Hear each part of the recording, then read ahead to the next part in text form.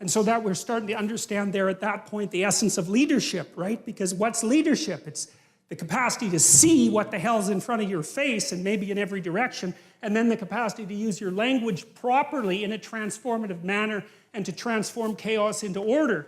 And God only knows how long it took the Mesopotamians to figure that out, and the best they could do is dramatize it, but it's staggeringly brilliant. You know, it's by no means obvious, and this chaos is a very strange thing, and this is the chaos that God wrestled with at the beginning of time. Chaos is it's half psychological and half real.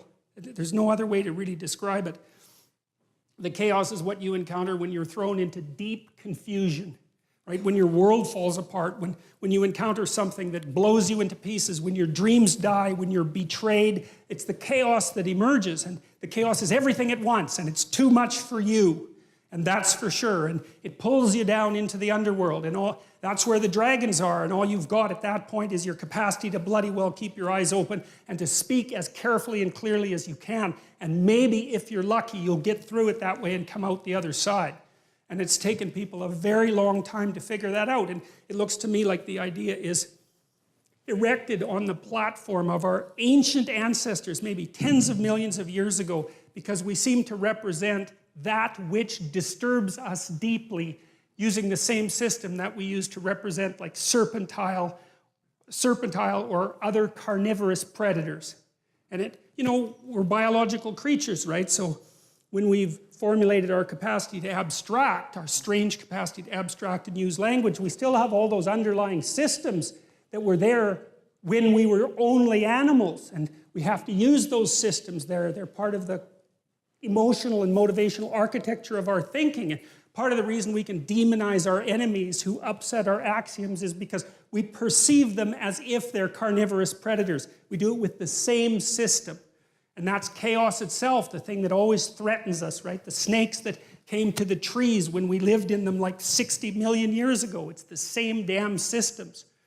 So the Marduk story is partly the story of using attention and language to confront those things that most threaten us.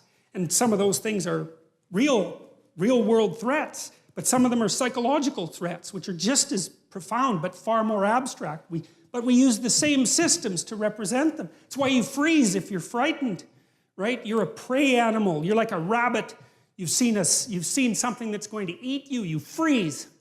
And that way you're paralyzed. You're turned to stone, which is what you do when you see a Medusa with a head full of snakes, right? You're turned to stone. You're paralyzed.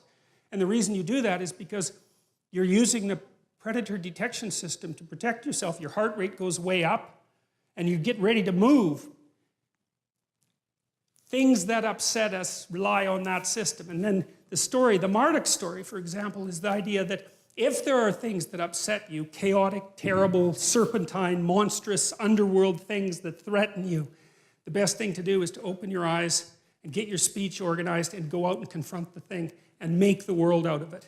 And it's staggering. When I read that story and started to understand it, just blew me away that it's such a profound idea. And we know it's true too, because we know in psychotherapy, for example, that you're much better off to confront your fears head on than you are to wait and let them find you.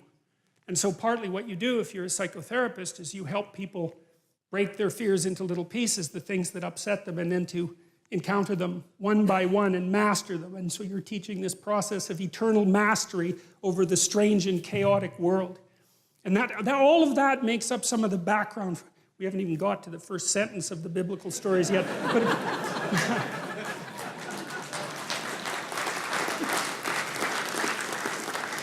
But all of that makes up the background. So you have to think that we've extracted this story, this strange collection of stories with all its errors and its repetitions and its peculiarities out of the entire history that we've been able to collect ideas. And it's the best we've been able to do. And I know there are other religious traditions.